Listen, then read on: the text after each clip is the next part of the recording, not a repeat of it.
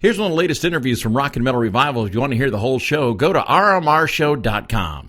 There's brand new music from Tremonti. It's called Another Heart on Rockin Metal Revival. And, you know, Bud, this guy's got to be one of the busiest guys in all of rock. He's been very productive, man. He's really putting out some good stuff, too. They've got a new album out called Cauterize, and we are lucky enough to have him on the phone with us. Mark Tremonti, welcome to Rockin Metal Revival. Thank you so much for having me. Hey, Mark, we love the new release, Cauterize. It sounds like you've taken another step forward from your debut release, All I Was, which was a great release in its own right, but it seems like you guys have evolved a little bit in this second album. Well, thank you. You know, with the first album, we were just kind of seeing where it took us, and I think we really learned what we were going after, what we were capable of when it was time to do the second album. And this album was really the first album I ever sang after being a real singer out on tour, so I think that added a lot to my confidence in the studio. Well, now, I had read in articles that you had almost 20-plus songs done for this album. What did you do with all the B-side material, and is that going to see the light of day? You know, the same thing happens on every record where there'll be certain songs that might just not be as polished as the rest, so those ideas will just get put back in the scrap heap of parts. You know, when I write songs, I usually write them in parts and then narrate parts when the album comes around. So those songs will just get put back in, like I said, put back into the cache of ideas. So how do you choose which ideas you're going to use for Tremonti and which ones you're going to use for Alter Bridge? Well, since Alter Bridge has just gotten heavier and heavier with each record, I think that area becomes there's a big gray area between the two bands. So it's usually whatever I have best on the table at the moment will go to either band. But if it's a real heavy kind of a metal-sounding riff or part, I usually reserve that for the Tremonti stuff. Cool. Do you find it's hard to keep Tremonti its own animal instead of having it sound like Alter Bridge or even possibly Creed? No, I mean, I think I think the only real tie-in between all three bands is I really focus on vocal melodies. That's my main inspiration for each song is coming up with those vocal melodies. But as far as keeping Tremonti different, I think just the rhythm section of Wolfgang and Garrett Whitlock are so different than Brian and Scott Phillips. They, it's in the Alter Bridge and Creed Camp, it's much more of a pocket groove rhythm section, whereas this band is much more of a syncopated kick drum bass pattern, more of a heavy metal approach. So it's, just those members make it sound different. Plus, me and Miles couldn't be any more different when it comes to singing. Yeah.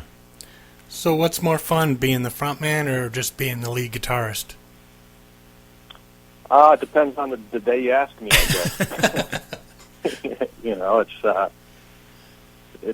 They're both fun. It's when I'm playing in Alter Bridge, I'm obviously playing for bigger crowds, and we've got much more history. And when we do our set list, we have 4 albums to dig into. The Tremonti stuff, being a frontman singing is definitely much more of a expressive thing. So it's fun to get out there and do it. Sometimes I don't like having to be this entertainer, which comes with being a frontman. I just want to kind of sing and play. And, sometimes it's easy to be that front man. Sometimes it's not so easy. So that's something it's like learning a new instrument. Now, you worked with two pretty identifiable, I should say, frontmen with Scott and Miles. Is there anything you've taken from them when singing lead on your own project? No, I mean, I'm just so different from both of them. I've always sang since I was a little kid, because I've always written vocal melodies, and that's when I'm sitting down with a guitar. 90% of the time, I'm writing songs and singing, and so I've already developed my own style. So it's kind of hard for me to listen to what Miles is doing and imitate him because he's so different. He's a very quiet singer. He has the range of he can sing he can hit any damn note he wants to. I'm much more of a loud singer that if I have to hit a high note, I blow blood vessels. He's a very well trained singer. I'm more of just a kind of a freestyle. Sing however I just feel it. I'm not really very trained. Well, earlier you had mentioned Wolfgang Van Halen playing with you, and he played on Cauterize. Now, is he going to be part of the touring band when Van Halen's tour ends? Yeah, he'll come out. I think he tours through October, the middle of October. So we'll most likely keep on our bass player to finish off that tour, and then have Wolfgang come out on the next tour when we go over to hopefully get over to Europe.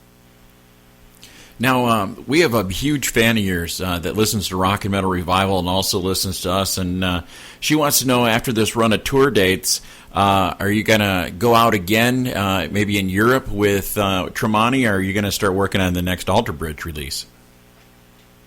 No, the plan is to go over to Europe in November and December, and then in early next year we're supposed to get together with Alter Bridge to write a new record, but every time you finish an album, it takes a good 4 months to set it up. So I plan on using that 4 months to tour with Tremonti and do a few weeks here and there with Miles setting up the record, doing press trips and whatnot. But we'll use that time wisely because we have another album coming out that we need to go on tour with. So we'll probably tour in the springtime.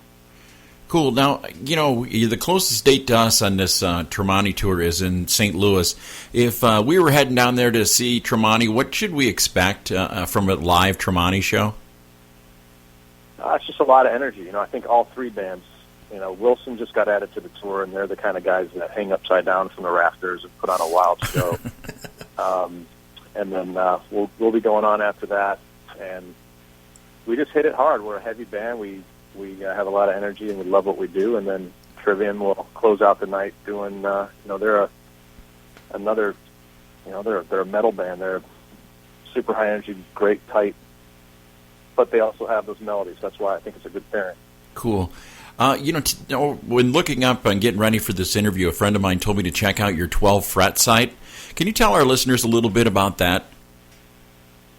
Well, years ago, my brother Dan had said, you need to do an instructional DVD, because I obsessed about collecting. I've got a humongous collection of instructional guitar DVDs and tapes from the past, and he's like, you got to do one of these things, and we should do it within our house and our production company with his company. He has a company called Core 12.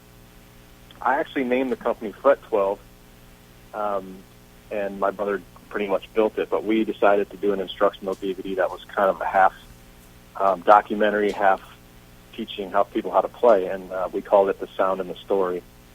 So there's a bunch of artists that have done it since, Jim Root from Slipknot, and you got the guys from Seven Dust, and a whole slew of people have done it. But they also go out to every show that comes through town that they can and get interviews from artists and do documentary-style things, and now they've turned into the record label for the Tremonti band. So it's just a growing kind of company that's just kind of fitting the needs of guitar players and my personal career. They also sell gear through the site. So when somebody buys one of my guitars, if they get it through Fret 12, they'll know it'll be hand signed, and it's become a one-stop shop for everything Tremonti, really, pretty much. Very cool. So do you use different tunings for different songs, or do you just, because I know you're not standard tuned, but do you... it's all over the place. It just depends on the song?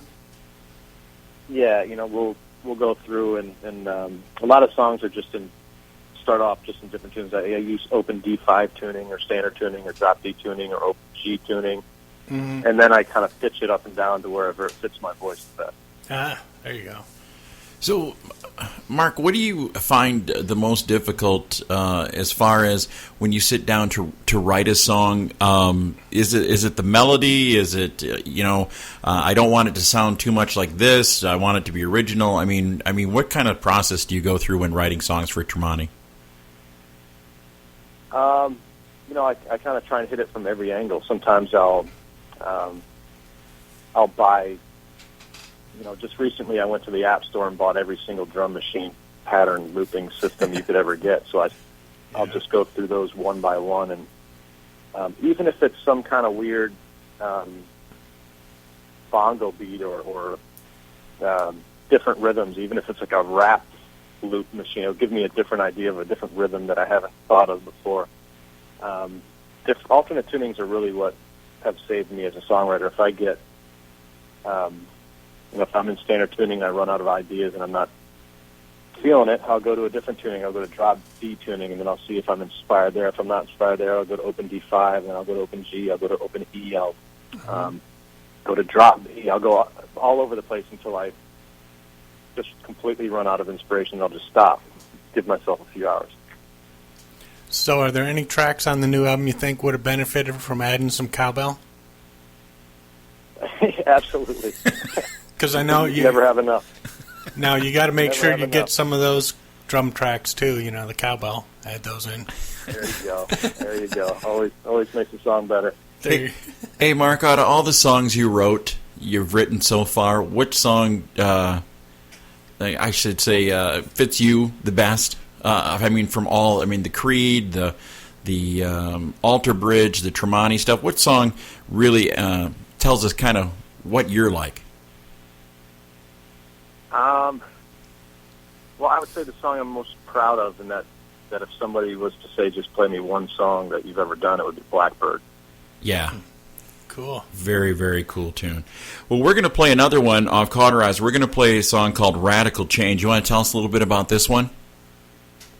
Yeah, Radical Change was all built around this pre-chorus riff, and I think we threw so many parts at it until we finally came up with that song. But lyrically, it's about somebody going through a life-changing experience. And with me, it was coming to the end of our Creed days and not knowing where we were going to go from there, and just kind of feeling the weight of the world. It's could be if somebody lost a job, if somebody's moving, if somebody's any big change in their life. So, Mark, if people want to keep up to date with you and what's going on with you, where's the best place? You could go straight to Fret 12. That's a great place, or Tremonti.com, or I'm on Twitter land. I'm just at Mark Tremonti on Twitter, so I'm always on there keeping people up to date. All right. Well, Mark, we appreciate you coming on Rockin Metal Revival, and we hope to see you in St. Louis when you're out on tour. Great. Thanks so much for having me. To catch the whole show of Rockin Metal Revival, all you have to do is check it out on these affiliates.